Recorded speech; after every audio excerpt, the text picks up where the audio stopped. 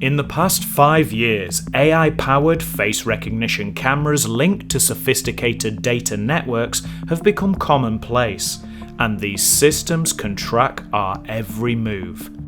Focus often falls on how these technologies have been abused in China or Russia.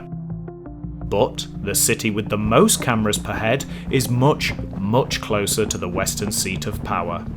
To create this video, we conducted in-depth research to identify the global cities with the most state-owned and state-accessible surveillance cameras per 1,000 residents. Check the links in the description to explore our full dataset. Moscow, Russia is the 5th most surveilled city in the world. With its enormous 13 million person population, we found that Moscow's 250,000 state-owned surveillance cameras equate to 19 cameras per 1,000 residents. In terms of sheer number, Russia's capital has more surveillance cameras than any other city in the world, and President Vladimir Putin's regime is building a state system of digital surveillance, coercion and punishment, according to political analyst Tatiana Stanovaya. Moscow authorities installed street cameras with automatic facial recognition technology in 2017 and 2018, using the system to track and arrest political activists and men avoiding compulsory military service in the wake of Russia's invasion of Ukraine. But there are 4 global cities with more cameras per 1,000 people than Moscow. Daegu, South Korea is the 4th most surveilled city in the world. South Korea, the first country to mandate surveillance cameras in operating theatres, reportedly to prevent so-called ghost surgeries in which senior surgeons leave their work to unsupervised assistants. Cameras are prevalent in every walk of South Korean life. The city of Daegu has 20 state-controlled surveillance cameras per 1,000 residents, the 4th highest figure in the world, while the capital Seoul has 281 cameras per square kilometre, the 2nd highest spatial density after Dubai. Ironically, authorities spent much of 2024 removing hundreds of Chinese-made cameras that South Korean police and military had themselves installed after they were found to be designed to be able to transmit recorded footage externally by connecting to a specific Chinese server, according to military officials. The cameras were disguised to look like ordinary domestic products, and with upwards of 30,000 planted nationwide, nobody's quite sure when they're being watched. Stockholm, Sweden is the 3rd most surveilled city in the world. Meanwhile, in Sweden, police have been funded to double the number of surveillance cameras nationwide and may no longer need a permit to install one. The capital, Stockholm, has 22,000 state-controlled cameras on its metro network alone, or 22 for every 1,000 residents, the 3rd highest proportion for any global city. One Stockholm University report found that crime fell by 25% after the cameras were installed in the metro. However, the researcher notes that while robberies decreased, other violent crimes were not affected. But privacy concerns persist. In 2021, the Swedish Authority for Privacy Protection fined Stockholm's public transport operator $1.5 million for using ticket inspectors' body cams to record travellers' voices, saying, "It is serious that SL does not inform about sound recordings because people using public transport in Stockholm cannot reasonably expect to have their conversations recorded." The city with the 2nd highest number of surveillance cameras per 1,000 people is Almaty, former capital of Kazakhstan. In total, Almaty maintains some 23 state-controlled surveillance cameras per 1,000 people.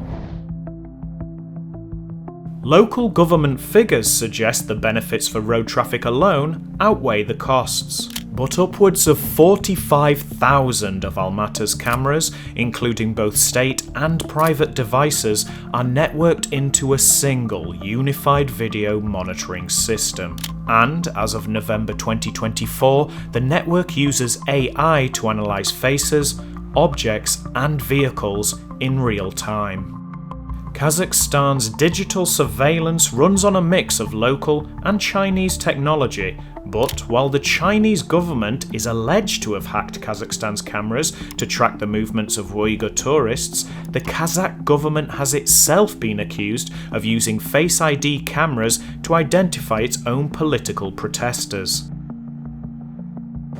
Washington, D.C., the capital city of the United States and so-called Land of the Free, is the most surveilled city in the world.